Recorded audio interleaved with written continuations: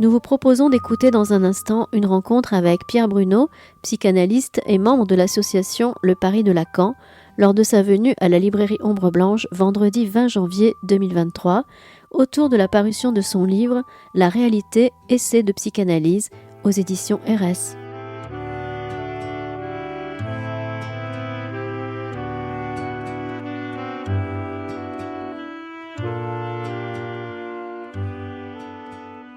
Bonsoir et merci d'être là.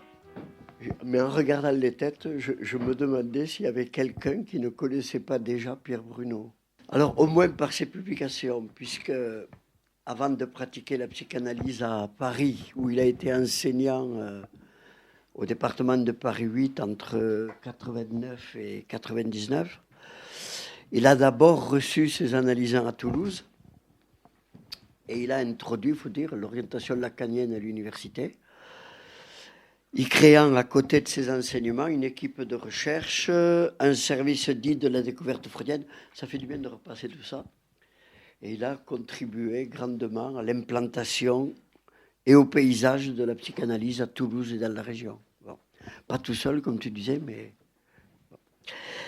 Les éditions de l'Insu viennent d'ailleurs de rééditer un séminaire de l'époque, Satisfaction et Jouissance, et tu co-diriges encore la collection Psychanalyse et Opium de l'université, bon, pour dire que tu y as encore des activités, qui vient d'éditer tes écrits profanes sous-titrés Poésie, politique, psychanalyse. Alors ce sous-titre reprend celui que tu avais donné à l'une de tes entreprises éditoriales, la revue Barca, entre 1993 et 2000, dont tu étais fondateur et directeur. Et Barca, d'ailleurs, avait été précédé à Toulouse de la revue Patent, et tu es encore à l'initiative de la revue Psychanalyse Yetu, dont tu as été le premier directeur de 2003 à 2009. Tu fais partie des membres à l'origine de l'association Le Paris de Lacan, qui a succédé d'une certaine façon à la PJL. Bon, et il faudrait encore mentionner, mais je crois qu'il faut le mentionner, à côté de ce travail, ton œuvre poétique, en grande partie publiée par les éditions Le Bleu du Ciel, Script, mais il y a d'autres éditeurs. Bon, je ne donne pas les titres, mais... Alors, l'ouvrage qui nous rassemble, La réalité, essai de psychanalyse, est publié à Toulouse par les éditions RS, et je crois qu'il faut les remercier pour leur travail d'édition. Merde, je cherche Marie-Françoise, je ne le vois pas. Jamais aucun livre de psychanalyse ne m'a paru vérifier aussi bien ce que Lacan livrait en 1973. C'est certainement bientôt qu'on s'apercevra comment mon enseignement peut être repris ou continué. C'est un propos à nuancer d'un autre d'ailleurs, où il déplace l'accent de quand est-ce que ça sera repris à qui reprendra les indications de mes écrits. Mais il met une condition qui est quand même surprenante, c'est quand la psychanalyse aura rendu ses armes devant les impasses croissantes de notre civilisation. Malaise que Freud en présentait, dit-il. D'où une première interrogation d'ailleurs, dont la réponse est anticipée par l'opposition du discours analytique et du discours capitaliste, plusieurs fois démontré dans l'ouvrage. Est-ce qu'on est à une telle époque ?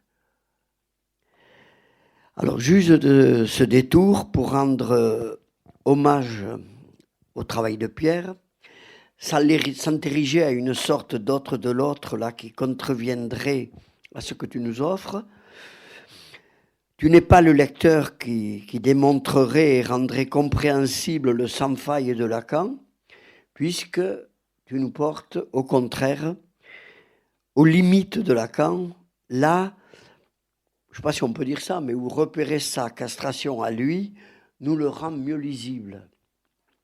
Alors, ce livre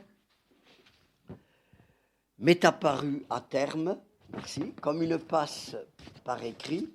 D'ailleurs, ce que tu avances toi-même en évoquant l'élaboration des psychanalystes, pas seulement ce livre, bien sûr, comme prolongement de l'analyse où passe toujours recommencer.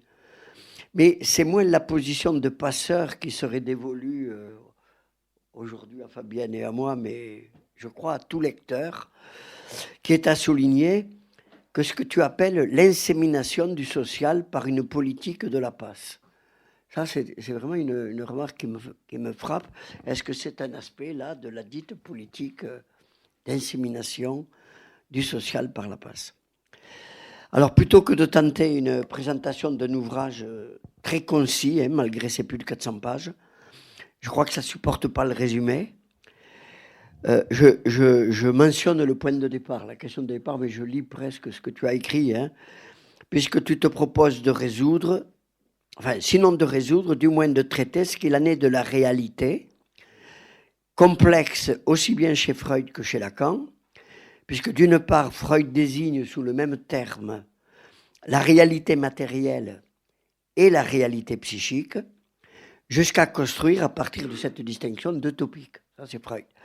Et Lacan, de son côté, dénonce le caractère religieux de la réalité psychique, l'âme, abordant ce qu'elle couvre, cette réalité psychique, lui, par la structure. Alors je cite, il en fonde le principe dans le réel, Lacan, qu'il distingue de la réalité et qu'il inscrit dans un jeu avec le symbolique et l'imaginaire, et enfin avec le symptôme. Alors c'est déjà une thèse. Seul le discours analytique est en mesure de mettre en évidence en quoi le réel leste la réalité, lequel réel flotte dans les autres discours.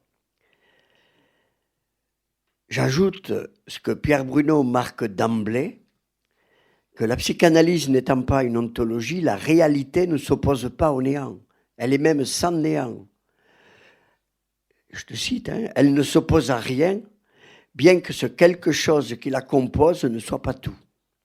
Et de la sorte, tu avances avec Lacan, je le cite là, la psychanalyse, soit ce qu'un procédé ouvre comme champ à l'expérience, c'est la réalité. Alors, j'avoue que là, moi, ça m'a vraiment saisi. Alors, le premier fil, bref, ce livre est d'une écriture magnifique.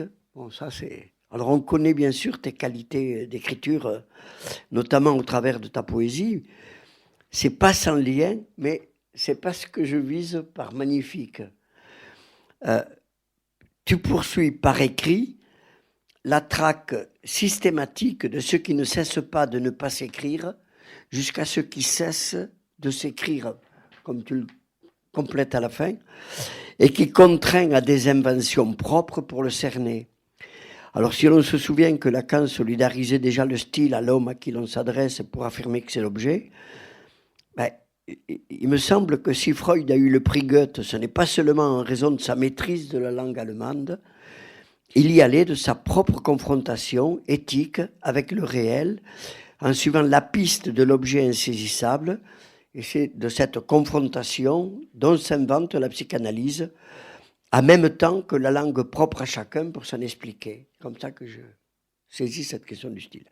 Le second fil, sans arrêt, tu empruntes au mythe, au cinéma, à la littérature, à la poésie, au rêve, ceux de la littérature analytique ou non analytique d'ailleurs, de tes analysants, de tes rêves propres. Il m'a semblé, mais c'est pas tout à fait vrai, qu'il y a beaucoup plus de rêves à la fin qu'au début. Au début, il est plus question des mythes et de la religion, mais la religion revient à la fin quand même.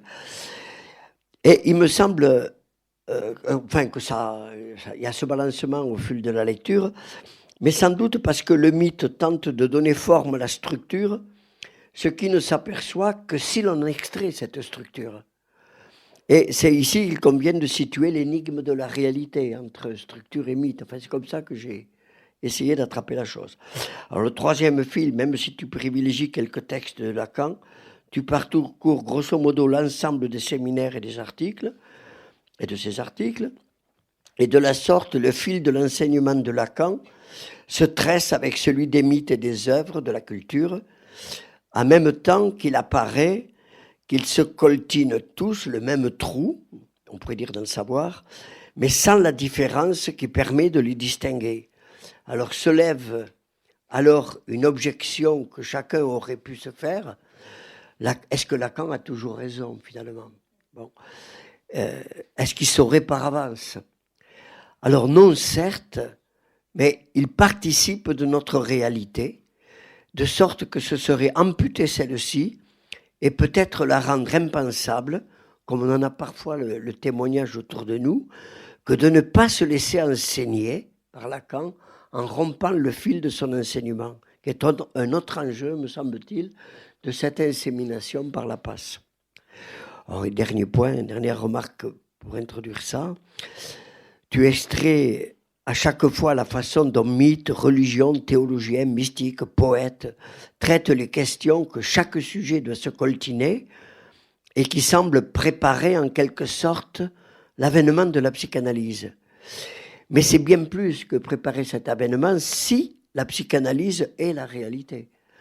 Et tu démontres qu'il y va à chaque fois, avec ses expériences, d'expériences homologues à une cure, une expérience analytique, la réalité humaine comme expérience analytique. Enfin, ça donne l'impression, alors c'est une question, que si l'on écrivait au fur et à mesure de leur émergence les éléments qui font l'humanité, je ne sais pas moi, on peut dire chamanisme, polythéisme, monothéisme, écriture, mathématiques, sciences modernes, enfin je ne sais pas qu'est-ce qu'il faudrait mettre, il y a d'autres choses. On pourrait presque en déduire que le processus d'humanisation est à la cure ce que la phylogénèse chez Freud est au processus de subjectivation. Une expérience homologue à la cure. Alors bien sûr, il y a tous les accidents envisageables, toutes les façons de tenter de se dépêtrer du réel, démenti, refoulement, forclusion. Et du coup, nous devrions avoir, c'est une des leçons du livre, il me semble, une vision très attentive au présent. Où en sommes-nous de cette expérience? J'ai retenu un point, la démultiplication des genres, avec sa façon évidemment, de rejeter les semblants. Est-ce qu'elle ne traite pas que justement il y va à notre époque d'un rapport nouveau à la castration, au père réel, à la jouissance? Bon, à ceci près, je le répète, que cette démultiplication prend l'allure d'un rejet du semblant plutôt que sa promotion. Ça pourrait... Il y a une question qui pourrait suggérer celle de Lacan dans son résumé de l'acte analytique. Quoi tenait la fonction ou la place de l'analyste avant l'invention de la psychanalyse, si c'est homologue à la cure?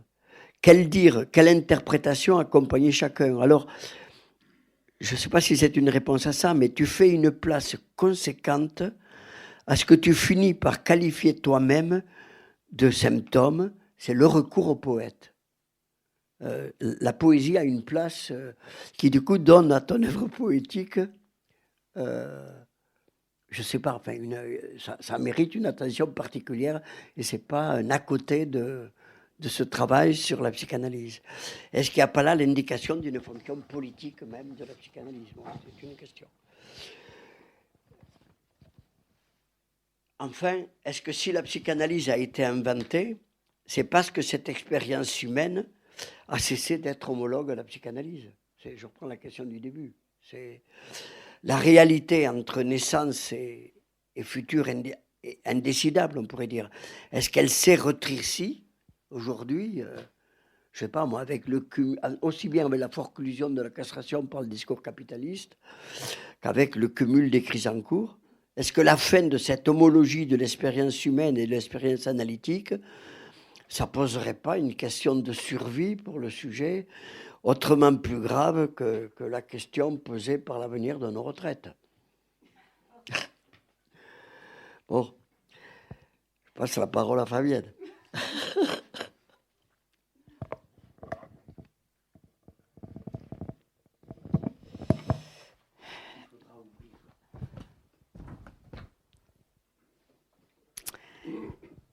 Alors, écoutez, je dois dire tout d'abord qu'il y a longtemps que je n'avais pas été impressionnée par un livre de psychanalyse comme je l'ai été à la lecture du dernier livre que nous propose Pierre Bruno sur ce thème si concret et pourtant, nous le savons, si fuyant et déconcertant de la réalité.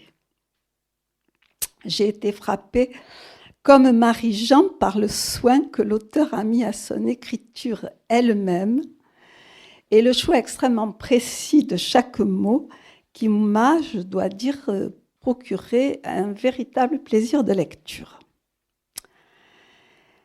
Alors, le parti pris de Pierre Bruno dans la composition de ce livre qui fait, comme Marie-Jean l'a dit, quand même plus de 400 pages, composé de chapitres très courts et incisifs, lui donne un rythme tout à fait stimulant et m'a évoqué un tableau pointilliste.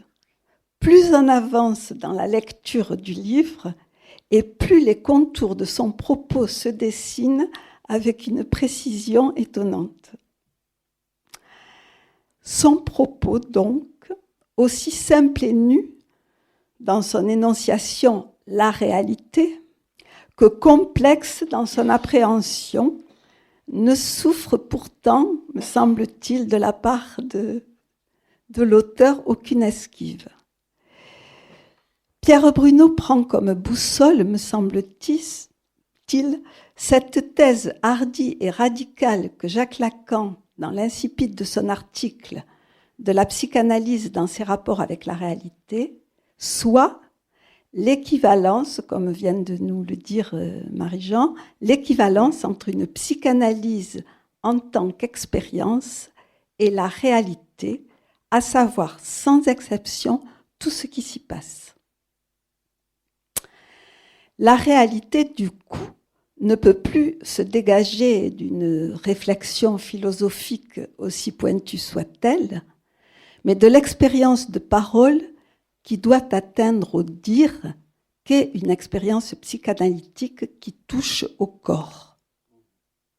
Contrairement à cette idée qui traîne dans le sens commun, une psychanalyse est une expérience de corps. Sinon, comment pourrait-on concevoir qu'elle touche aux symptômes ? Ceci nous permet de saisir pourquoi Lacan, même s'il a abondamment convoqué les philosophes dans son élaboration théorique, a maintenu jusqu'au bout que la psychanalyse est une antiphilosophie. Dans ce livre, ne lâchant jamais cette amarre que Lacan nous a donnée, qu'il n'existe aucune réalité prédiscursive, Pierre Bruno nous démontre, par de nombreux, très nombreux même angles d'attaque, que seul le discours analytique permet d'atteindre à une réalité univoque où le réel ne flotte plus, contrairement aux autres discours que nous connaissons, le discours du maître, le discours de l'hystérique et le discours universitaire, où le réel reste empêtré dans le fantasme. Cet empêtrement concerne aussi d'ailleurs la magie, la religion et la science, dont se démarque du coup la psychanalyse. Déplaçant l'opposition que faisait Freud entre réalité psychique et réalité matérielle, Lacan invente, à côté du symbolique et de l'imaginaire, la dimension du réel qui ne se définit que de son impossibilité à être symbolisée, ce qui entraîne le dérèglement de structure entre le psychique et la réalité et qui est de ce fait, au principe du symptôme, impossible à éradiquer. Seul, le procès d'une analyse permet à celui ou celle qui s'y soumet de dégager la réalité de la gangue du fantasme qui la constitue pour se régler sur un bout de réel, ce qui orientera son éthique. Il y faudra pour cela ce que Lacan a appelé successivement la traversée du fantasme, le démontage du fantasme, le retournement du fantasme avec la topologie des torrents lacés, pour permettre à l'analysant une rencontre du réel comme impossible, qui ne cesse pas de ne pas s'écrire selon la logique modale, mais en même temps nous dit Pierre Bruno, nécessaire, c'est-à-dire ça cesse de ne pas s'écrire. C'est en effet par l'écriture que se produit ce forçage où l'impossible devient nécessaire. Du coup, aussi surprenant que cela paraisse, l'affect de cette réalité, qui présente une diplopie irrémédiable avec le réel, n'est rien moins que la satisfaction, affect plutôt rare chez un être parlant, sensible plutôt au manque à être, et qui nourrit la plupart du temps un sentiment d'insatisfaction. Cette satisfaction, me semble-t-il, naît de l'arrêt de la course infinie du désir à obtenir une jouissance qui, si elle était obtenue, éteindrait à son tour tout désir, selon l'impératif du surmoi. Elle se mesure, cette satisfaction, par la levée de l'inhibition, la dissipation de l'angoisse et un symptôme qui n'est plus invalidant, nous dit Pierre Bruno. Cependant, il nous avertit. Ne nous laissons pas emporter par un trop d'enthousiasme. On ne rencontre pas le réel, mais seulement sa signature.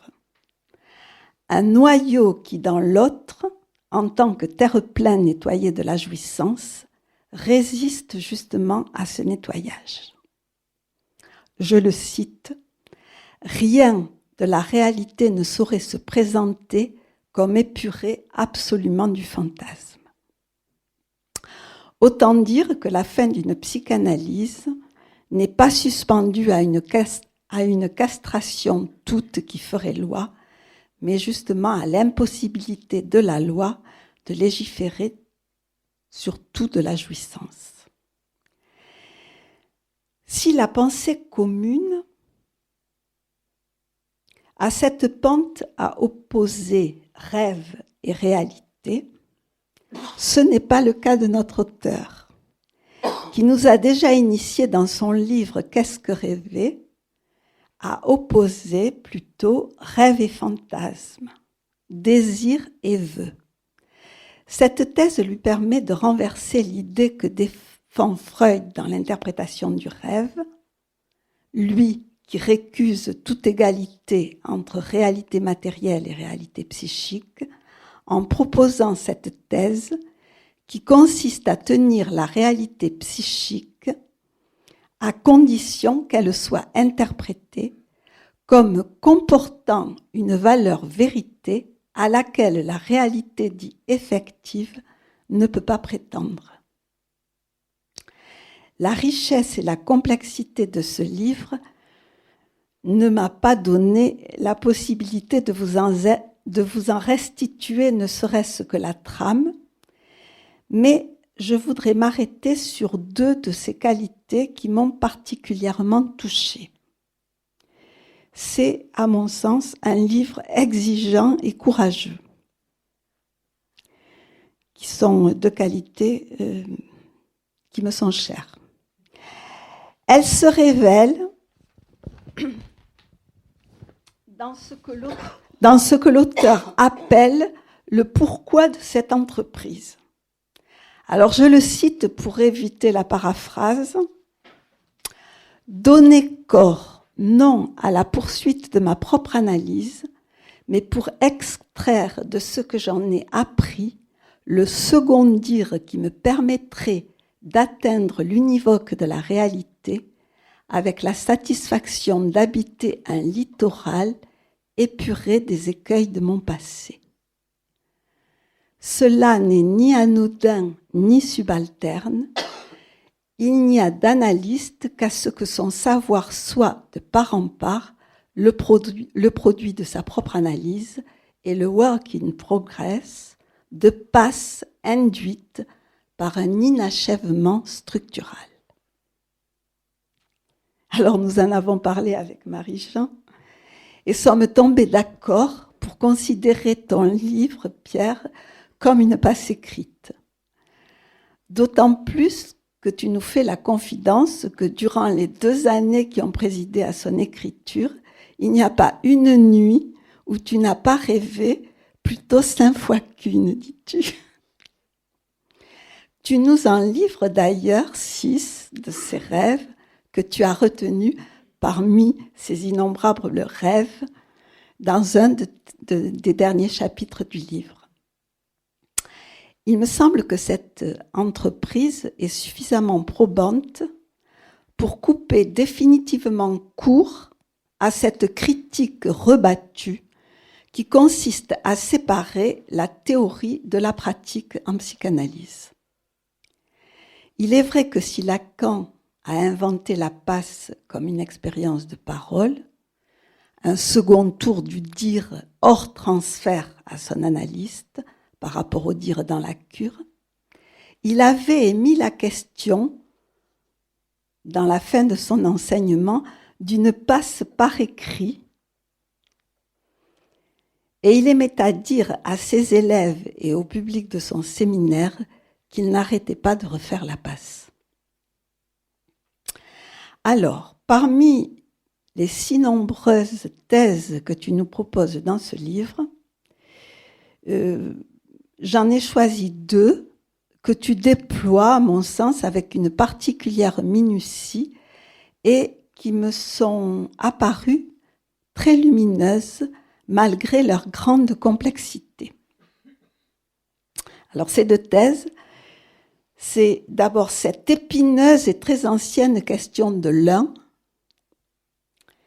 Et la deuxième thèse qui m'a aussi beaucoup retenue et éclairée, c'est ce que tu appelles la récusation de l'identification primaire au père, dont tu fais la condition d'une fin d'analyse satisfaisante. Tu consacres en effet 2 chapitres de ton livre à la question de l'un, dont tu nous avertis qu'il n'y a rien de plus dangereux que les confusions sur ce qu'il en est de l'un.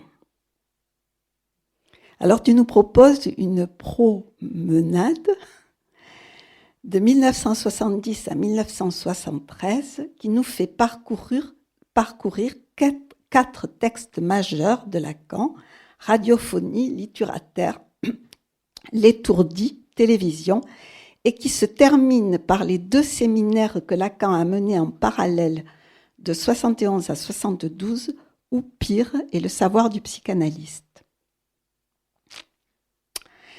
Tu y affirmes que Lacan y opère un passage, ça m'a vraiment saisi, un passage encore plus crucial que la construction de ces formules de la sexuation, c'est un passage de l'autre à l'un,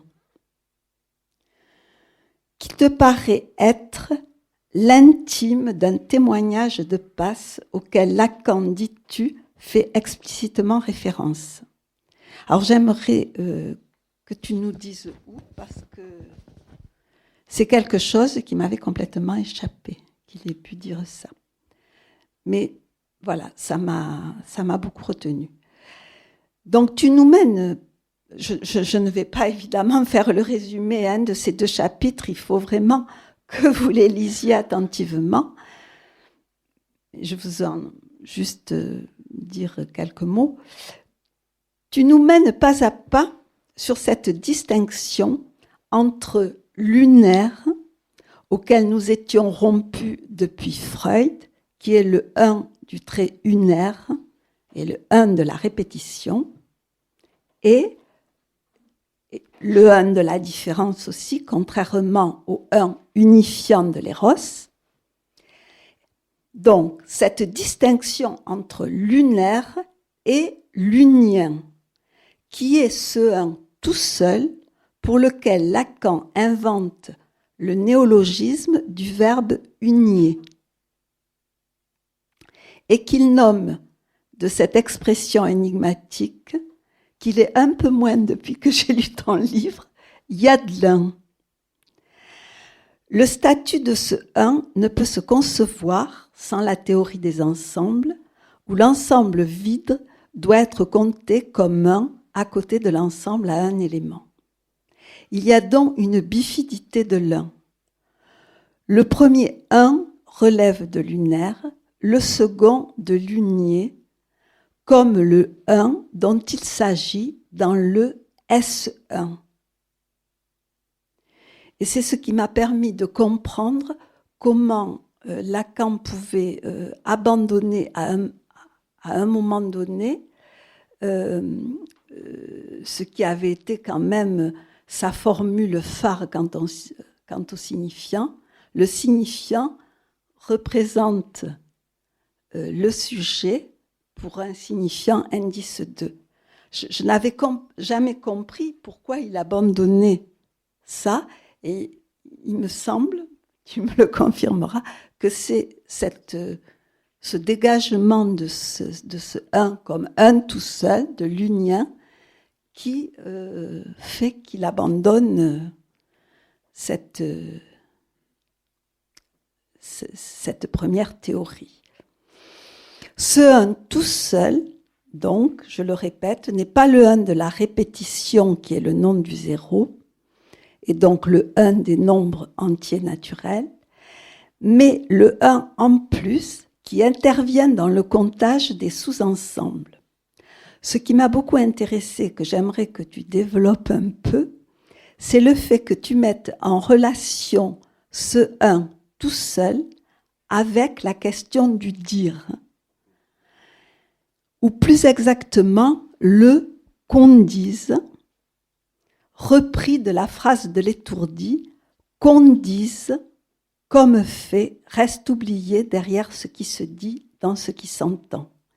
C'est-à-dire qu'il puisse y avoir un dire sans qu'on sache qui le dit. Ça, c'est tiré de la méprise du sujet supposé savoir. Ce on,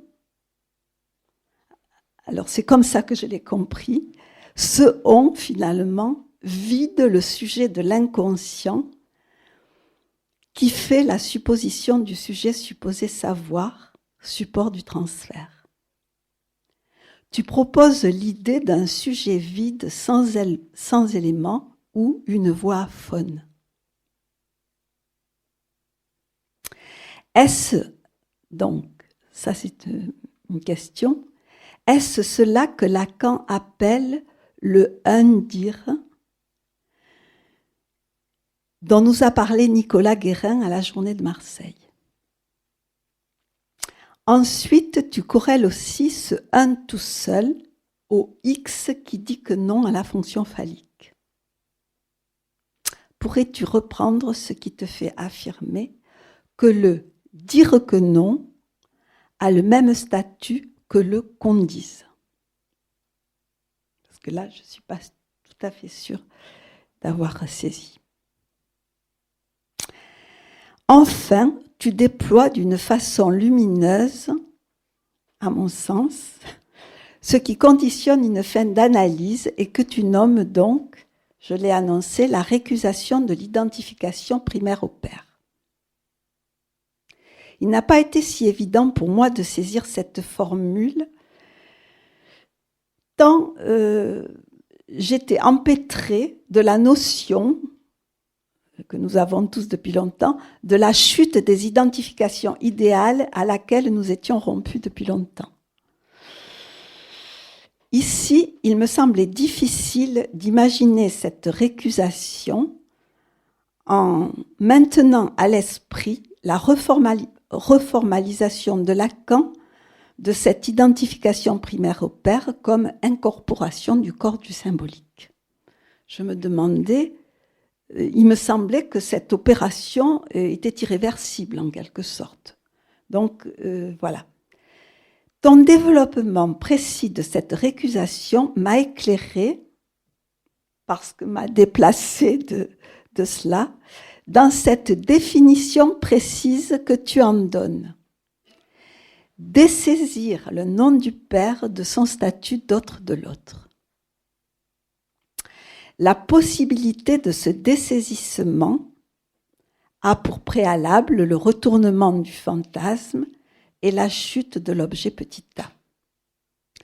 les conséquences de cette récusation de l'identification primaire, alors là, bon, je ne pouvais pas le développer parce que c'était trop long, nécessitent des conditions épistémiques que tu soutiens dans ton livre, et que je rappelle très rapidement. Le nom du père n'est pas un symptôme particulier, comme ça a pu être affirmé par certains analystes, mais un bouchon. Le pas que fait Lacan quand il passe du père et ses noms à sa fonction nommante permet de ménager le trou originaire où peut se loger le sujet. L'affirmation que la production du nom du père comme résultat de l'identification primaire vaut pour toutes les structures. Même si le sort de ce signifiant, par exemple dans la psychose, ne peut entrer en fonction de par sa forclusion. Il me semble que toutes ces thèses sont nécessaires pour comprendre ce que tu appelles la récusation de l'identification primaire au père. Moyennant ces considérations, la récusation de l'identification primaire signe la fin d'une analyse en permettant à l'analysant de la remplacer par une identification au symptôme. Sortir de son être de filiation pour privilégier son être de symptôme. N'est-ce pas à ce seuil qu'il peut enfin atteindre à un athéisme qui ne soit pas uniquement déclaratif, mais signe d'une vraie sortie du religieux? Je me suis fait d'ailleurs cette réflexion par rapport, finalement, l'athéisme ne peut pas faire plus l'objet d'une déclaration que l'assomption de son sexe ne peut faire simplement l'objet d'une déclaration, ce qui est pourtant très à la mode à l'heure actuelle.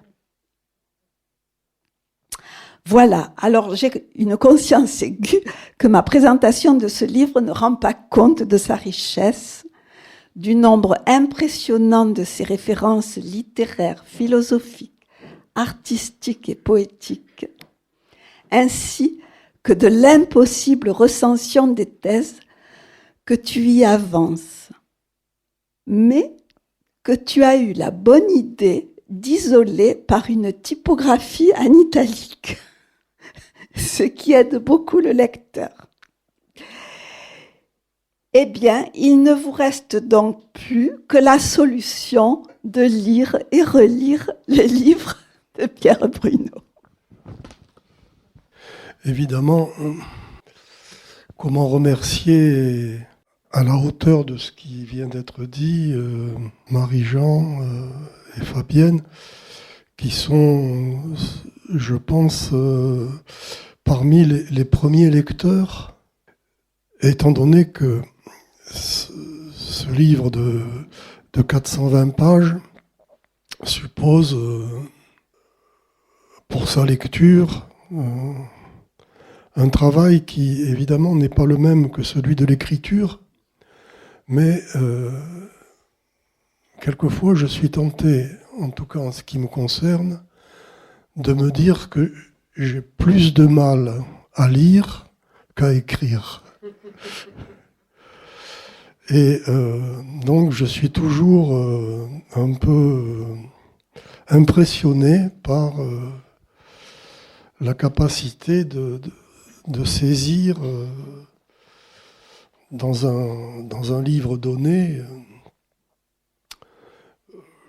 comme vous l'avez fait chacun à votre façon, des nœuds, finalement, des nœuds de questions. Alors, je ne pense pas que je puisse ce soir répondre notamment aux questions précises qu'a posé Fabienne. Peut-être, je dirais une ou deux choses par rapport à ça, mais ne croyez pas si je ne réponds pas. Enfin, d'une part, peut-être parce que je n'ai pas, sur le moment, l'ouverture nécessaire pour répondre, mais aussi tenez compte du fait, si je ne réponds pas, que ce n'est pas pour autant que j'oublie les questions. Au contraire, elles vont, comment dire, le terme relevé par Marie-Jean au début, ensemencer, inséminer mon futur. Alors, j'avais préparé des petites réflexions simples qui sont finalement... c'est sûr que je serai le plus mauvais lecteur, mais enfin, je vais faire des remarques, 2 ou 3 remarques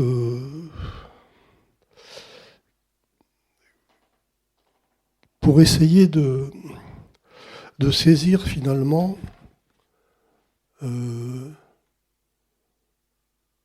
et de vous transmettre ce dans quoi je me suis engagé en écrivant ce livre. Alors, je rappelle qu'effectivement, le point de départ, c'est une phrase de Lacan dans la psychanalyse, dans ses rapports avec la réalité, cette phrase qui vous a été lue, et par Marie-Jean et par Fabienne.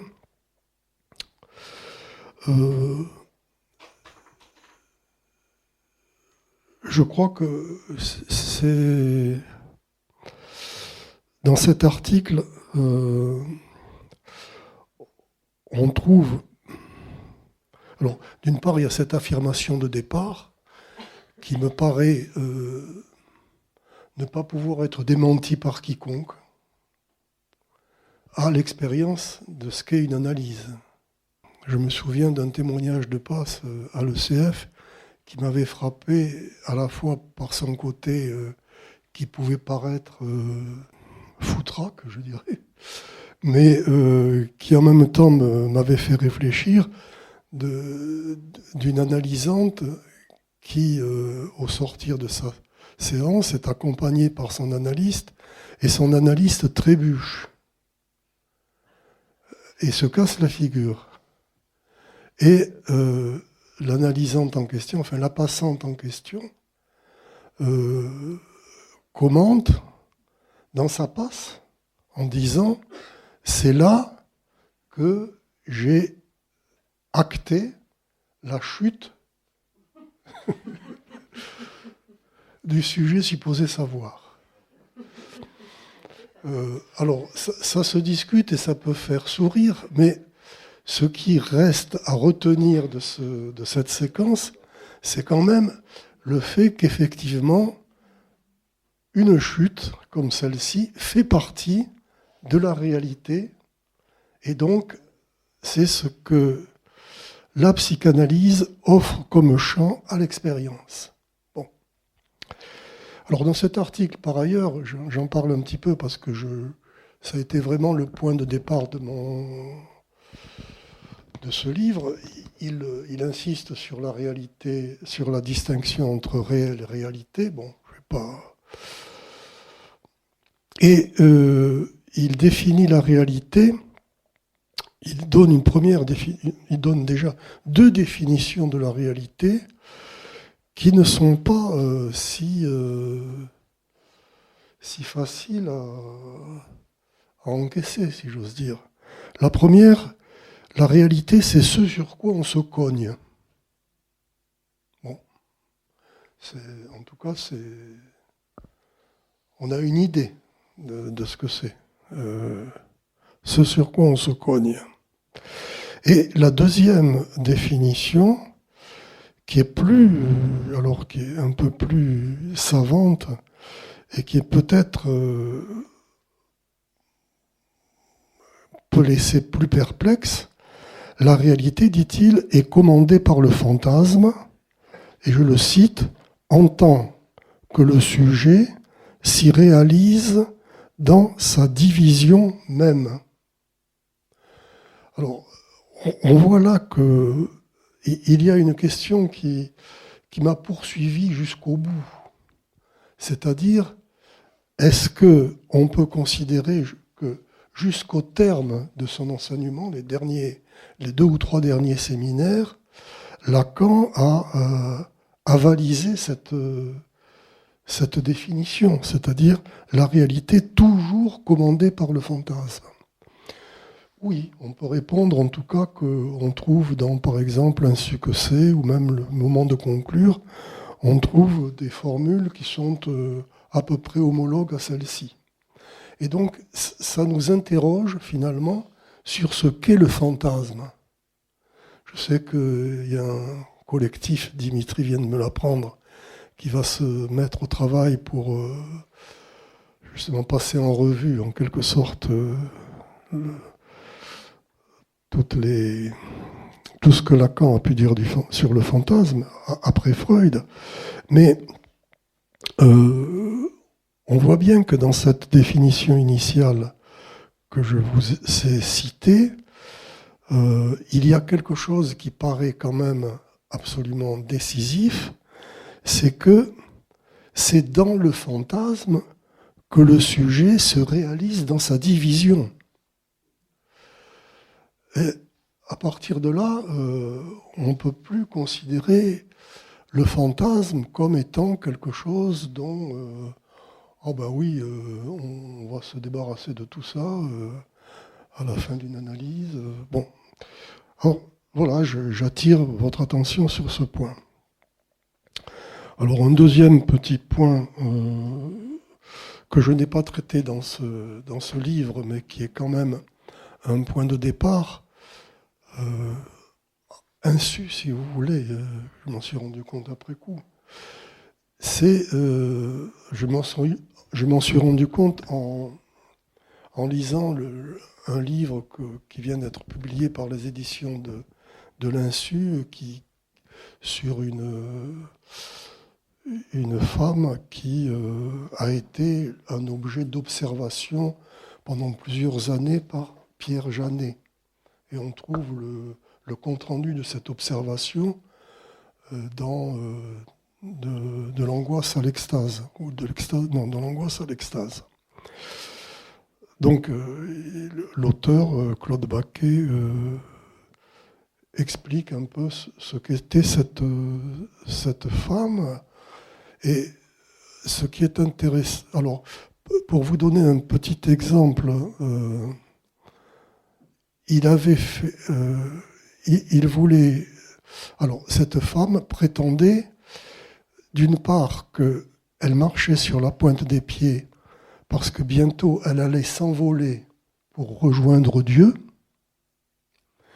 et d'autre part, elle témoignait aussi du fait que, à partir d'un certain moment, des stigmates étaient apparus sur ses pieds. Alors, Janet, voulant en avoir le cœur net, avait fabriqué, ça a un petit côté, comment dire, je ne trouve pas peut-être le mot qui convient. En tout cas, vous allez voir, vous le trouverez peut-être. Il avait inventé une paire de chaussures que cette patiente, disons, ne pouvait pas enlever, et qui comportait au-dessus, à l'endroit au-dessus de la chaussure, une petite fenêtre en verre qui permettait d'observer ce qui se passait sur la peau du pied, c'est-à-dire l'endroit où apparaissaient soi-disant les stigmates, en éliminant toute possibilité d'intervention de la patiente. Et il se trouve que malgré ce système extrêmement sophistiqué, les stigmates sont apparus, c'est-à-dire des rougeurs sur le haut du pied. Alors, pourquoi je fais allusion à ça? Donc je ne parle pas dans mon livre. Parce que on voit bien que pour Janet, et c'est sa thèse générale, les différents symptômes, qu'ils soient psychotiques, névrotiques, parce que cette dame, on l'a traitée de tout, d'hystérique, de neurasthénique, etc. Bon, tout y est passé. Donc, il dit que sa thèse, c'est que les symptômes névrotiques sont des altérations, névrotiques ou psychotiques ou pervers, sont des altérations de la fonction du réel. Et on voit bien que le fond de cette psychologie, puisque c'est quand même le fondateur de la psychologie, d'une certaine façon, Janet, c'est la confusion entre réalité et réel. Et il faut dire que même des savants, par ailleurs, qu'on peut estimer ou pas, comme Henri Wallon ou Piaget, ont repris exactement ces présupposés de Janet sur ce qu'il appelle la fonction du réel. Alors, j'ai essayé quand même, dans ce livre, de me démarquer de ce point de vue-là de la grande autoroute psychologique. Parce qu'il est clair que, d'ailleurs, y compris par rapport à cette dame, Pierre Janet n'arrive à aucune conclusion après l'observation de ce qui s'est passé sous le verre des chaussures. Il reste absolument perplexe. C'est-à-dire, il n'arrive pas à exclure le fait que ça puisse être des phénomènes mystiques, ou que ce soit des... Eh ben, tout est possible. Tout est possible. Ou à Janet, enfin, tout est possible et rien n'est... Voilà. Bon. Alors, ça, c'était une première petite remarque. Ensuite, je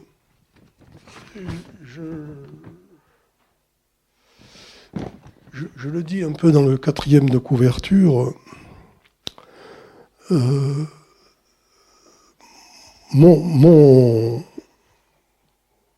ce qui fait le cœur de ma question, c'est de savoir si une cure psychanalytique peut répondre de façon satisfaisante aux questions qu'on appelle traditionnellement les questions métaphysiques ou, disons, les questions existentielles. Ça a été quand même, on peut dire, la ligne de crête de ce pourquoi je suis allé à droite, à gauche et au milieu. Sachant que dans ces questions existentielles, il y en a deux au moins que j'avais un peu isolées, dont je parle à tel ou tel moment dans le livre, celle de l'infini, qu'est-ce que l'infini, et celle de la mort. Je dois dire que sur la question de l'infini, je suis partisan de la thèse de Pessoa, en tout cas d'un hétéronyme de Pessoa, quand il dit ce qui est infini n'existe pas. C'est-à-dire que pour que quelque chose puisse prétendre à exister, il faut qu'elle soit finie. Si elle n'est pas finie, c'est qu'elle n'existe pas. Moi, je trouve, là, justement, du côté de la réponse des poètes, quelque chose qui me touche, disons, me paraît incontestable. Bon. Alors, pour ne pas trop... pour laisser un peu de temps après à la discussion, Je suis parti donc de la distinction que pose Lacan dans La science et la vérité entre la magie, la religion, d'une part, qui, jusqu'à aujourd'hui, prétendent, à juste titre d'ailleurs, on ne peut pas leur reprocher cette prétention, être dépositaires de ces questions dites existentielles. C'est-à-dire, elles proposent les unes, la magie comme la religion, une réponse.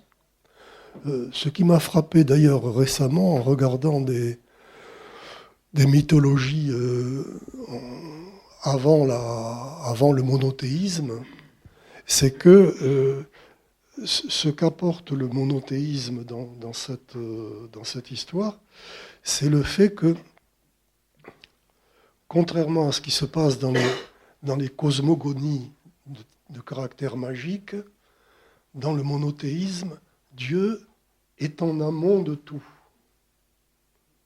Alors que dans les mythologies magiques, enfin d'inspiration magique, Dieu est déjà, en quelque sorte, une créature. C'est-à-dire qu'il n'est pas présent dès le départ. Au départ, on est des entités comme la terre ou l'air, etc. Et Dieu apparaît dans un second temps comme étant celui qui va donner naissance au monde, mais lui-même n'étant pas en amont de tout ça. Bon. Alors, qu'est-ce qu'il en est du rapport au savoir dans la psychanalyse?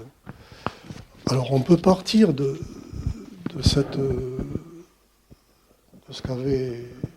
ce titre de la revue créée par Lacan, Silicette, il est permis de savoir. Mais la question, donc, c'est de se demander si ce qu'il est permis de savoir, quand on découvre en quelque sorte son sésame, est-ce que ça peut aller au-delà de ce qui paraît quand même le minimum, au terme d'une analyse, la disparition de l'angoisse et la disparition de l'inhibition? Est-ce que ça peut aller au-delà? C'est-à-dire, est-ce que ça peut apporter une réponse satisfaisante aux questions existentielles? Vous voyez, ça c'est je ne suis pas sûr du tout d'avoir pu répondre. J'ai essayé d'aller chercher une réponse de ce point de vue-là, mais pour prendre un seul exemple, est-ce que finalement une psychanalyse fait mieux que quelqu'un comme Thérèse d'Avila, qui, dans son livre, là, le château intérieur, parle des 7 demeures. La dernière demeure, c'est le mariage avec Dieu, où elle se retrouve en quelque sorte dans la position d'être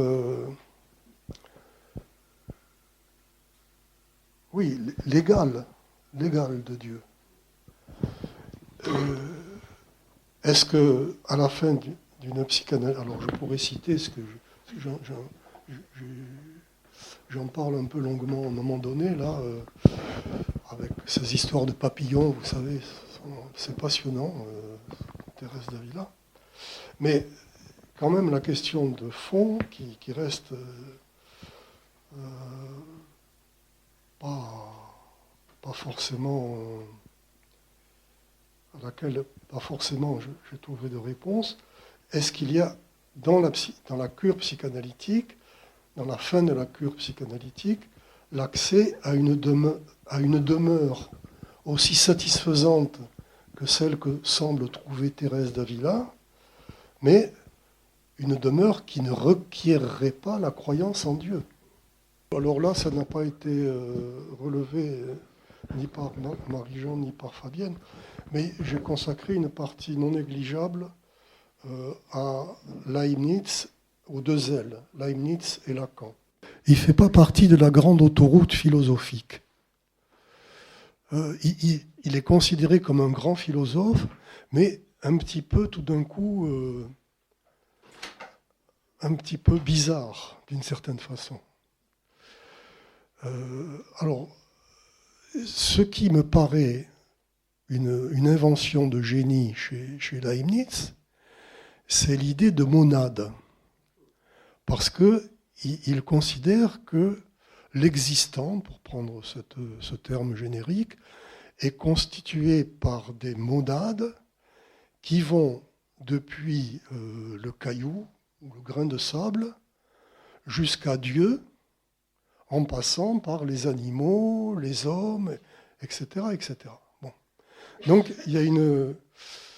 Alors, c'est à partir de cette conception de la monade qu'il va essayer de répondre à cette interrogation absolument saisissante que l'on trouve dans son avant-dernier livre. Pourquoi y a-t-il quelque chose plutôt que rien ? Et je serais volontiers leibnizien si la réponse de Leibniz à cette question n'était pas « Pourquoi y a-t-il quelque chose plutôt que rien ?» Et la réponse, c'est « Parce que Dieu ». Parce que Dieu. C'est-à-dire que s'il n'y avait pas Dieu, il ne pourrait y avoir que le néant. Alors, c'est pour ça que je me consacrais un chapitre à cette invention mathématique absolument qui a bouleversé les mathématiques, l'invention du calcul infinitésimal par Leibniz et par Newton. Bon, mais enfin, moi je me suis intéressé à Leibniz. Pourquoi ? Parce que véritablement, cette invention du calcul infinitésimal, c'est un symptôme qui vient démentir la réponse que Leibniz apporte à sa question « Pourquoi y a-t-il quelque chose plutôt que rien ?» Pourquoi ? Tout simplement parce que ce que démontre le calcul infinitésimal, c'est que le néant n'existe pas.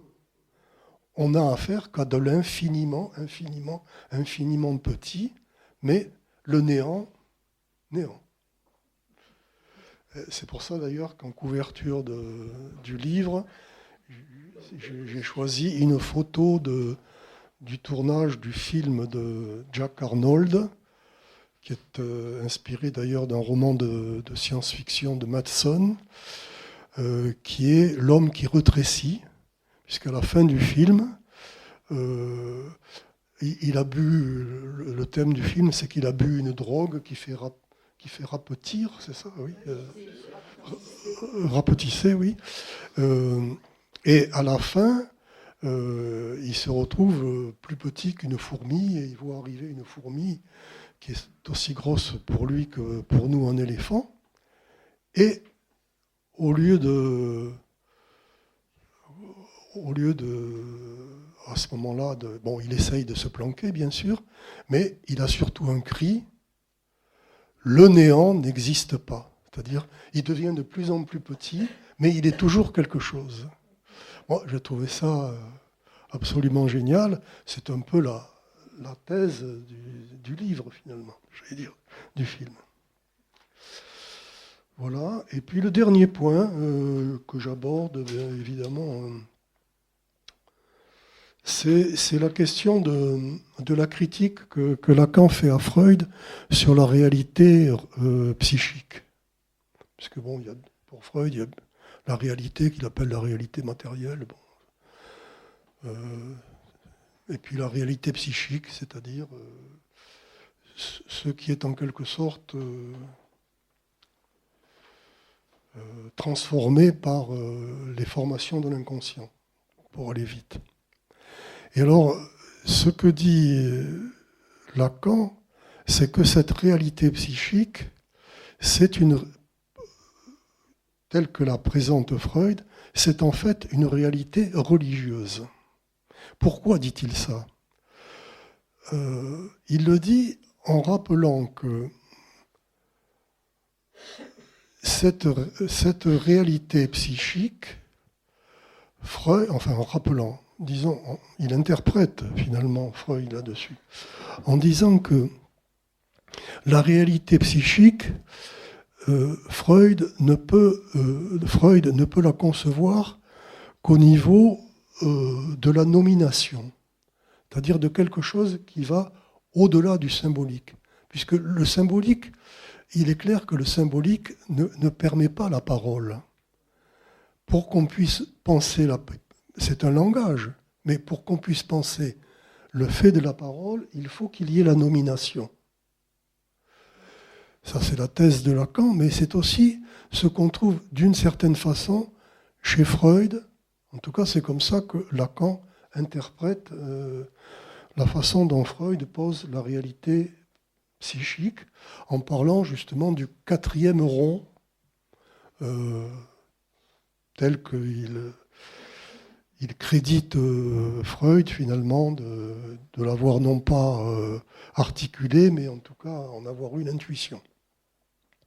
Et pourquoi il critique Freud là-dessus ? Parce que pour Lacan, c'est une des thèses principales aussi de son dernier enseignement, mais qui est déjà présente quand même au milieu de son enseignement, c'est que la nomination, c'est ce qui permet la parole, mais à ceci près que si on crédite le père, ce que fait Freud, d'être celui qui nomme, c'est comme ça d'ailleurs oui, qu'il fait le lien avec Freud, si on crédite Freud de dire que le père est celui qui nomme, ce que Freud ne voit pas, c'est que le père ne peut pas se nommer lui-même. Et que donc, de ce point de vue-là, il n'y a aucun nom qui puisse lui convenir. Et que tout nom qui vient, en quelque sorte, nommer le père est, dans sa structure même, enfin, dans une imposture. Une imposture. C'est d'ailleurs en lien avec la question du passage de l'identification au père à l'identification aux symptômes. C'est-à-dire, il s'agit de dessaisir, tu rappelais la formule que j'avais utilisée, le nom du père, de son statut d'autre, de l'autre. Et ça n'est pas une invention de ma part. On trouve ça chez Lacan dans son texte de 56 sur Schreber. La fin du texte, la fin de cet écrit, il dit à peu près que, effectivement, le problème du nom du père, c'est qu'il a la prétention d'être un autre de l'autre. Et donc, ça ne peut fonctionner à la fois comme ça fonctionne comme condition de la parole, mais en même temps, c'est aussi un bouchon à la parole. C'est-à-dire, c'est ce qui fait qu'on n'entend pas ce qu'on dise derrière ce qui s'entend. Dans ce compte-là, c'est pas étonnant que Freud n'a pu que dire que la fin d'une analyse, c'est incertain. Incertain, c'est-à-dire il y a enfin, son article sur oui, il y a un roc, oui, que c'est la castration qui finalement détermine ça. C'est en montrant l'impasse qu'il donne à Lacan les moyens, les outils pour... mais à mon avis, bon, c'est quelque chose qui me paraît... Enfin, j'ai quelques petits, ce que Lacan appelle des balayettes, c'est-à-dire pour essayer d'avoir un plancher à peu près propre dans ma tête. Comme chacun, j'ai des balayettes. Et j'ai quelques balayettes du type il y a la castration, mais il y a la division. Si on ne voit pas le rapport entre castration et division, on ne peut pas saisir ce qu'est la castration. De la même façon, le binôme, l'être de filiation et l'être de symptôme, et puis quelques petites choses comme ça. Mais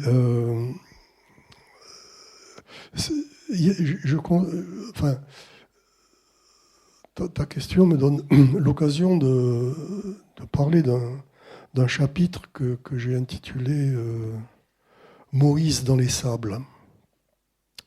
C'est-à-dire, j'ai relu Moïse et le monothéisme. Parce que,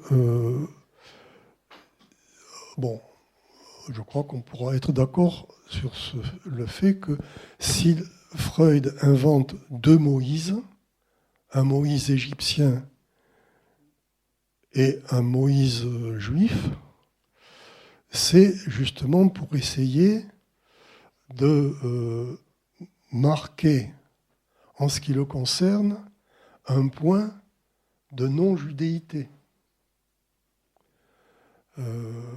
C'est-à-dire quelque chose qui lui permet de ne pas être entièrement happé par l'identification au nom du Père. Et d'ailleurs, c'est pratiquement de façon corrélative avec ce texte de Moïse qu'il a terminé avant de partir à Londres, mais qu'il n'a publié qu'à Londres, parce qu'il avait peur d'avoir des ennuis s'il le publiait en étant toujours en Allemagne. C'est quand même un article qui est contemporain de cet article, le processus de défense dans la construction du moi, si je ne me trompe, dans lequel il avance l'idée quand même qu'il y a quelque chose de l'ordre d'une division, ce qu'il appelle Spaltung, qui n'est pas surmontable. Donc on voit bien qu'il avait une intuition qui était en contradiction finalement avec l'article sur analyse avec fin et analyse sans fin. Il y avait une contradiction chez Freud à ce moment-là qu'a saisi Lacan. Mais ce qu'il y a d'autre part dans ce Moïse et le monothéisme, c'est quand même cette idée qui est très freudienne, qui laisse un peu pantois, que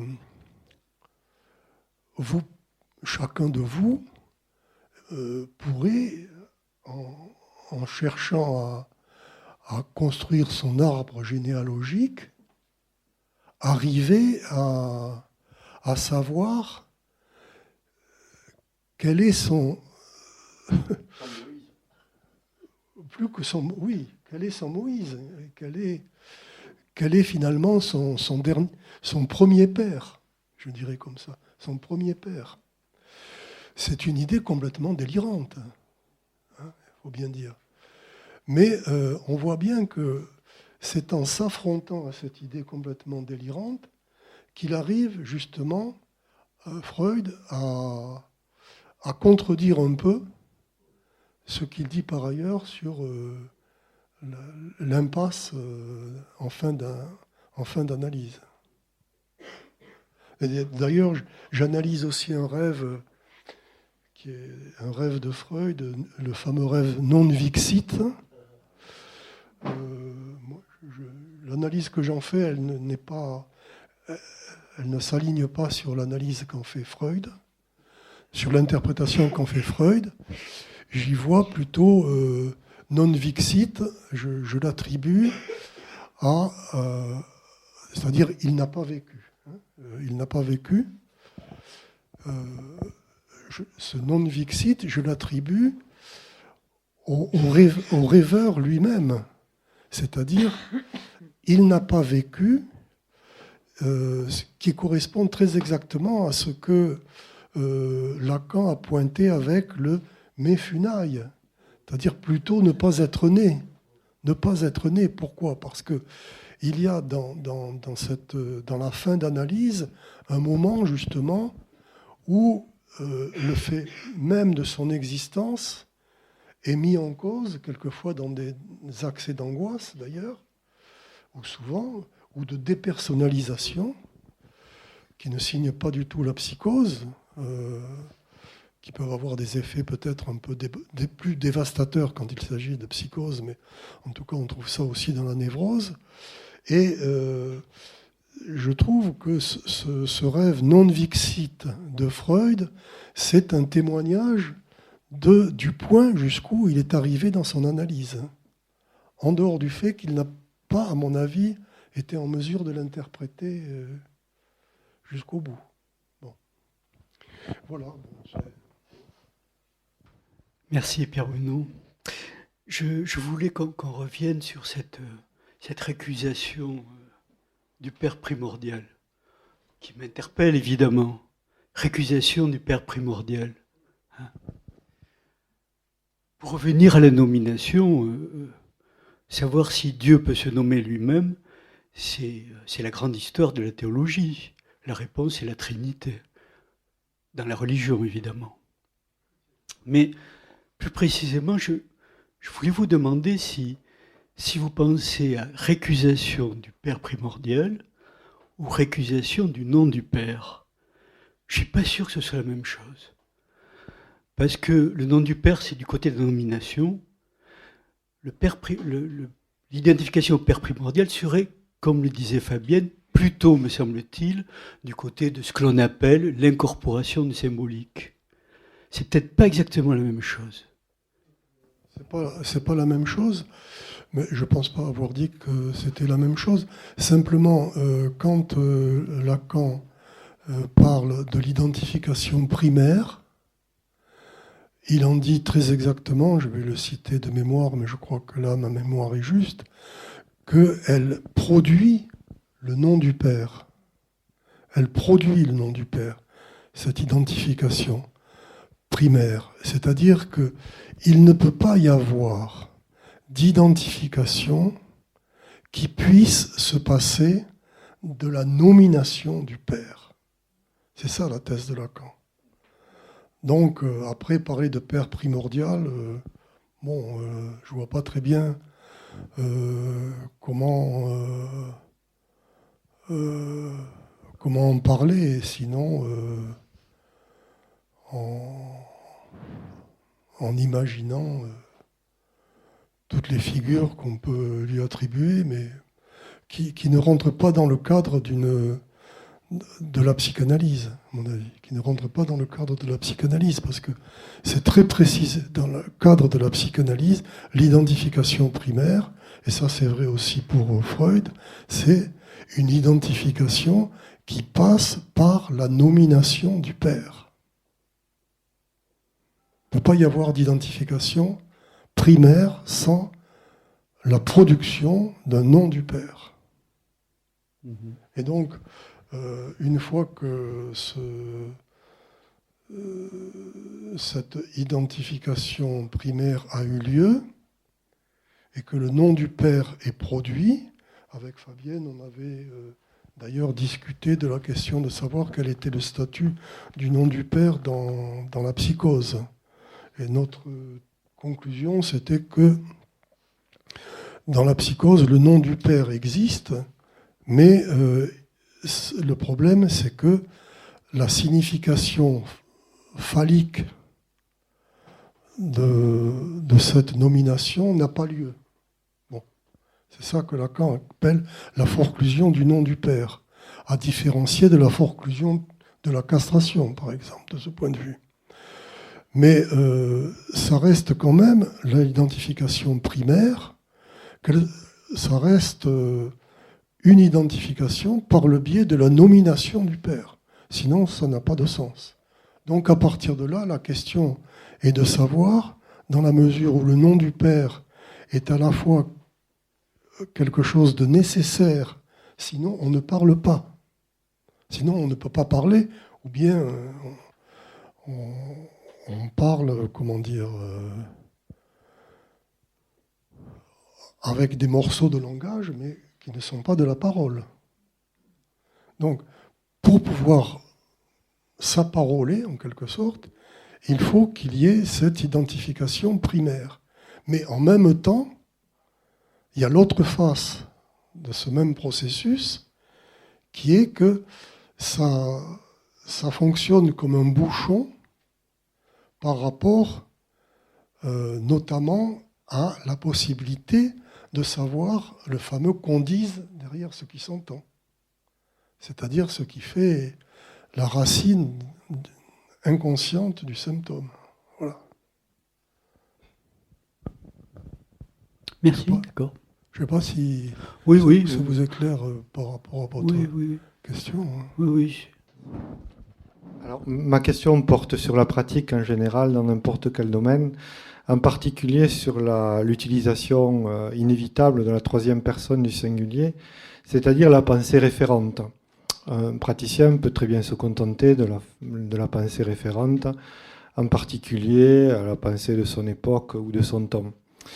Et puis il y a l'utilisation de la première personne du singulier, c'est-à-dire sa propre pensée qui est beaucoup plus difficile, on le voit, le jeu a été utilisé au cours des développements, le praticien n'a pas obligatoirement à utiliser le jeu, je pense que, on peut d'ailleurs se poser la question de savoir si penser consiste à ce que sa pensée soit une photocopie de la pensée des autres, ou si finalement il n'y a pas à encourager une personne à mobiliser sa propre spécificité, sa propre originalité, et encourager la pensée créatrice, c'est-à-dire se dire, une fois qu'on a enlevé la pensée référente d'un développement, qu'est-ce qui reste de nouveau par rapport à ce qui a déjà été dit, et finalement, est-ce que la pensée qui relève de la première personne du singulier nécessite pas un courage supplémentaire à surmonter, puisque cette pensée sera nécessairement dans le futur et en décalage par rapport au présent. Bon, pour essayer de... Bon, on ne peut qu'être d'accord sur le fait sur ce que vous soulignez, c'est-à-dire le fait que...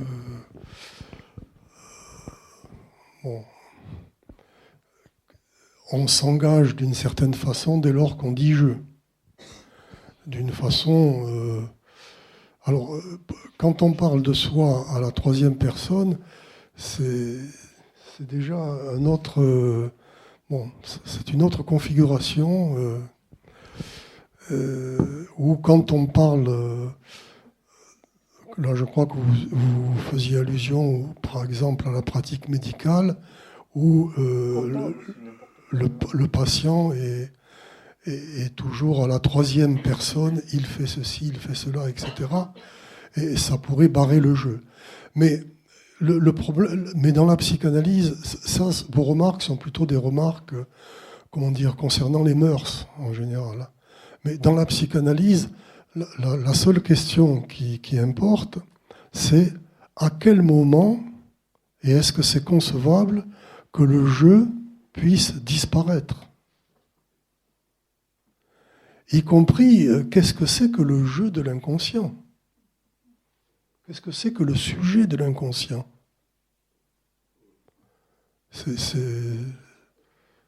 Rien que de poser la question, ça estomaque.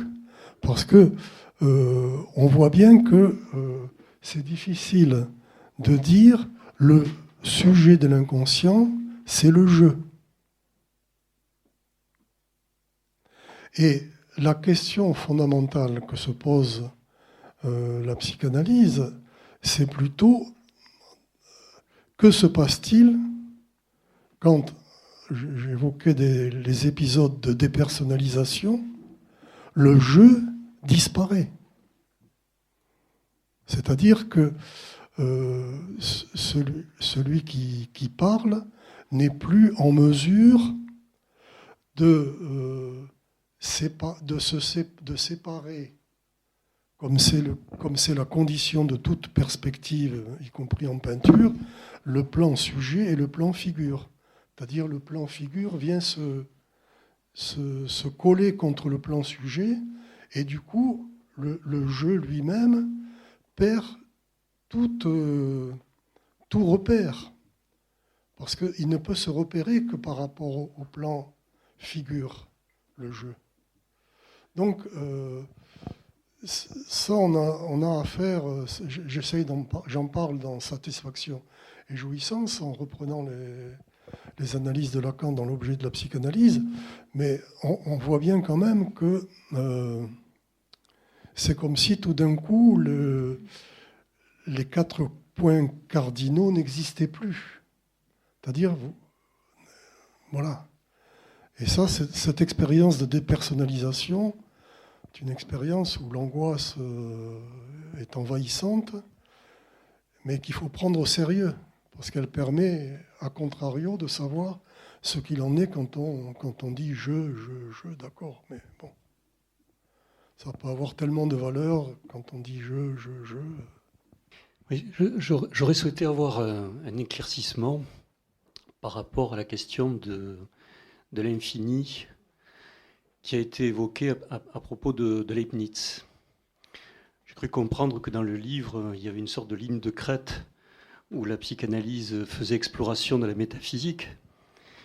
Et donc, par conséquent, cette question de l'infini est une façon qu'a la psychanalyse, ici, là, de visiter l'infini chez Leibniz. Alors, j'ai cru comprendre qu'il y avait une sorte de relève, en quelque sorte, de l'infini par Dieu. Et que donc, d'une certaine façon, c'était comme une sorte d'issue trouvée, Dieu. Donc, par conséquent, sans doute, la psychanalyse fait le creux par rapport à ça. Et que donc, l'infini devient incalculable. Devient impossible à démontrer, d'une certaine façon. Il s'épuise de sa propre impossibilité sans Dieu. Alors, je me pose la question si pour autant, dans le XVIIe siècle, il n'y aurait pas un infini athée, et qui ne serait pas donc un infini substantivé par la figure de Dieu. Et là, je pense par exemple à Spinoza, qui n'a pas inventé le calcul infinitésimal, mais qui développe des individualités qui sont des compositions d'affects qui eux-mêmes sont des infiniment petits, qui n'ont pas de terme ultime et qui ne tiennent que de la formation de leur rapport. Et donc, par conséquent, l'infini là est des compositions d'ensemble, d'éléments élémentaires qui sont évanouissants dans leur caractère ultime. Et là, il y a un processus de formation de la signification de l'infini qui est un infini athée. Donc là, s'il s'agissait de visiter avec la psychanalyse cette question de l'infini, quel serait votre positionnement ? Non, mais j'apprécie ce que vous dites concernant Spinoza, parce que bon, il y a vraiment, j'ai lu Spinoza dans le temps, mais là, ce que vous en dites me touche, et donc j'essaierai d'y voir de plus près, puisque ce que vous dites en somme, c'est que bien que non appliqué aux mathématiques, il y aurait une conception de la divisibilité à l'infini ne serait jamais, affecté par la mise en place d'un néant. Absolument. Voilà. Bon, il faut. Donc, je ne peux pas répondre par rapport à ça. Vous dites c'est une conception athée. C'est là-dessus que. Mais je vais pas vous dire oui ou non. Je vous dis simplement que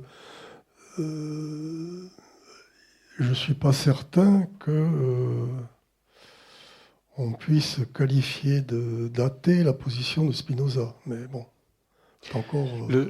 La dimension de l'essence, les essences singulières, qui renverrait donc à la dimension de la substance éternelle, hein, est simplement comme une sorte de concentration dans la composition des affects, qui témoigne d'une intensité, en quelque sorte. On passe finalement des quantités extensives à l'intensification par un processus de composition des affects. Et donc, dans cette élaboration-là, ça n'est pas un infini qui est relevé par un acte créateur du côté de la substance. Donc, pas de néant. Ça, sans aucun doute. Les derniers termes ne sont pas des atomes. Vous parliez du fini avec Pessoa.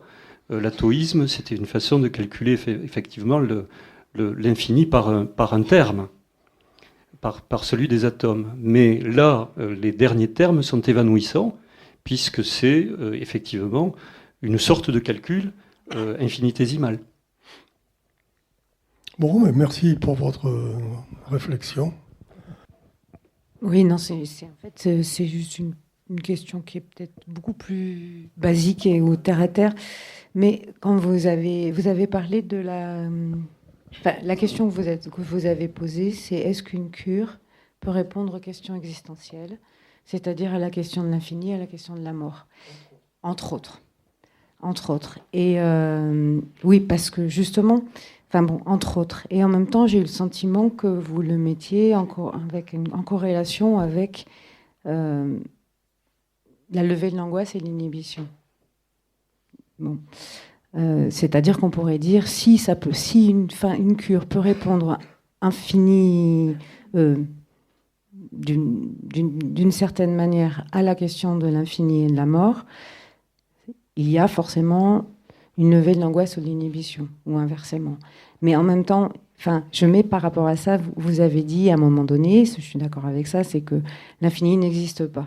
Ça m'a d'ailleurs fait penser à quand on est à l'océan et qu'on regarde au loin, et on peut regarder longtemps, on finit de toute façon par devenir, c'est pas bête, mais sans penser finalement. Il y a quelque chose qui se déroule qu'on n'accrochera pas. Voilà. Mais finalement, avec ce film que vous citez tout le temps, que j'ai aussi vu, que j'aime beaucoup, L'homme qui rétrécit, effectivement, il dit le néant n'existe pas. Et la question que je finis par me poser, ou que je pourrais poser, c'est est-ce qu'une cure peut répondre aux questions existentielles, et que c'est peut-être une des questions existentielles qui me semble importante, notamment dans une psychanalyse, c'est-à-dire à celle du néant. C'est-à-dire ? À celle du néant, qui n'existe pas. Qu'on peut mettre en miroir avec l'infini, de toute façon. Parce que je disais, ce sont des questions parmi d'autres. À l'époque de Barca, oui, je crois, on avait posé au philosophe Rorty, philosophe américain, la question est-ce que vous pouvez concevoir un monde sans Rorty ?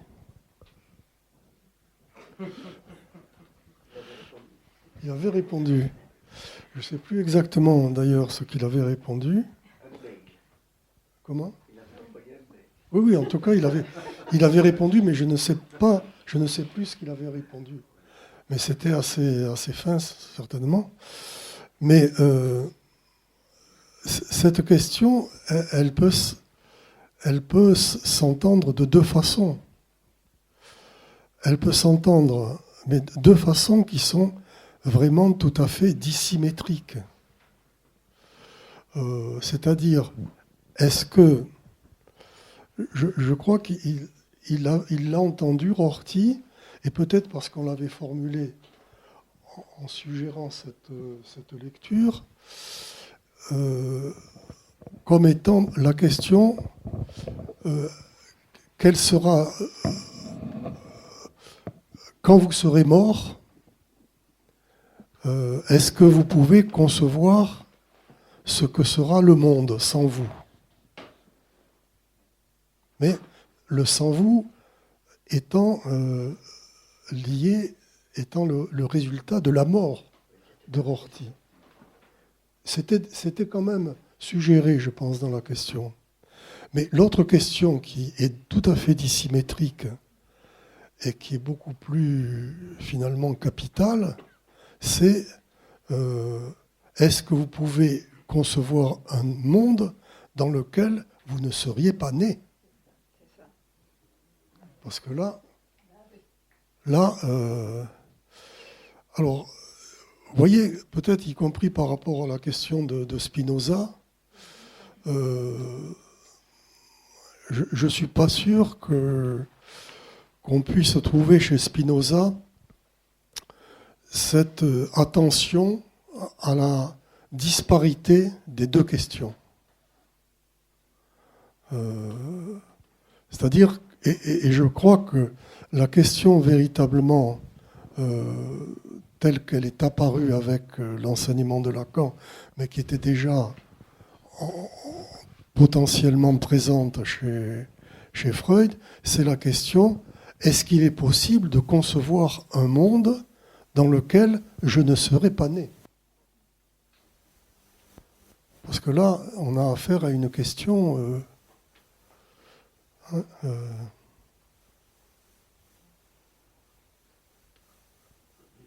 Et d'ailleurs, Lacan,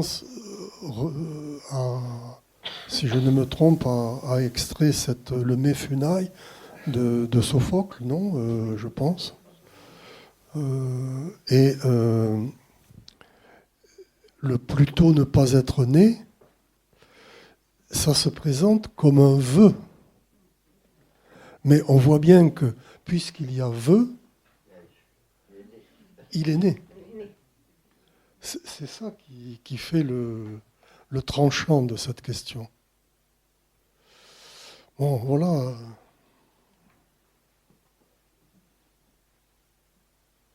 Mais finalement, ce qui permet, parce que dire le néant n'existe pas, bon, tout le monde peut le dire, après tout, ça peut être déclaratif, comme disait Fabienne tout à l'heure, le néant n'existe pas ou Dieu existe, bon, peu importe. Tout ça, c'est déclaratif. Bon. Mais par contre,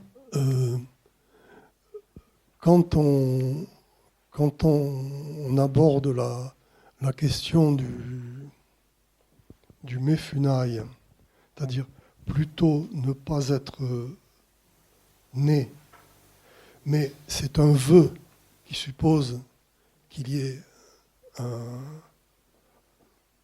sujet qui forme ce vœu, on voit bien que ce que nous dit Lacan, c'est qu'il faut qu'on soit capable de former ce vœu pour que nous puissions nous cogner, je dirais, à la réalité de notre existence.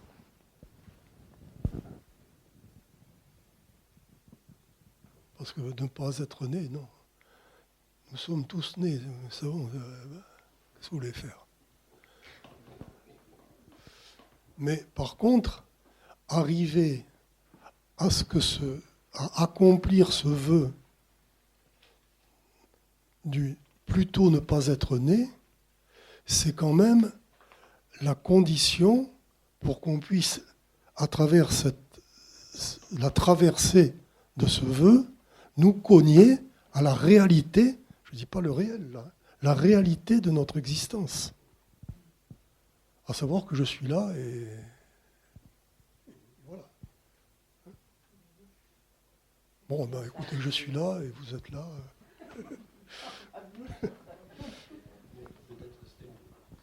C'est comme un vin d'être à la veille de toute propre, quand on trouve dans la voiture. C'est une façon, parce que c'est une façon de quand même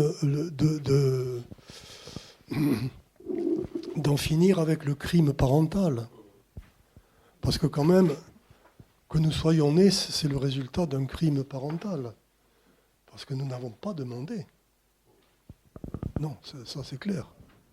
S'il y a une chose qui est bien claire, c'est que nous n'avons pas demandé à naître. Donc, c'est vraiment un crime parental. Mais oui, mais un reproche justifié. Hein. Et donc, la solution, c'est quand même d'arriver au terme d'une analyse, à se confronter avec ce vœu, plutôt ne pas être né, parce qu'on s'aperçoit finalement que les parents, ce sont des criminels, mais ils ne peuvent rien à notre naissance. Après ces propos délirants...